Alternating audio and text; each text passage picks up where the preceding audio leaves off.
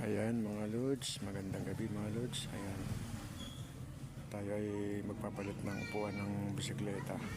Ayan, dahil sira na to, luma. Ayan, pwede pa naman, kaya lang bakit natin na pulit na eh. Ayan, tapos ang putik ng bisikleta ko ngayon kasi nasa labas lang ito nakapark. Maulan pa.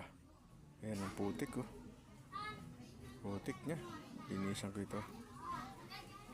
Ayan, palitan natin yan mga lods. Ayan, para pag may rides medyo maganda-ganda naman ng itsura. Ayan,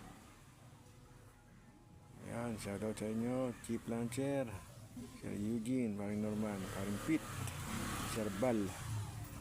Ayan, kailan tayo makapag-rides at naghahanda na dito ng upuan para medyo hindi masakit sa puwit.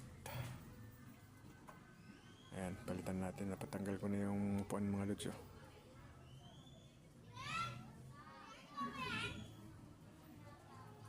Palitan na lahat, pati kadena.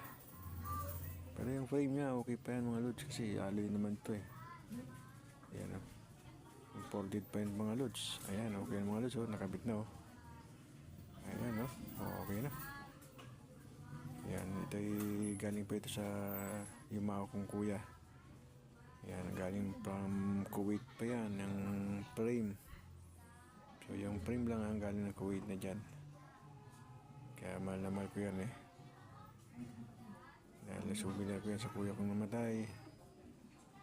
So, malangit na ang kaluluwa niya. Yan. Okay na, pwede na uling mag-bike. Bibili na lang tayo sa Lazada ng kadena at pwede na palitan. Okay?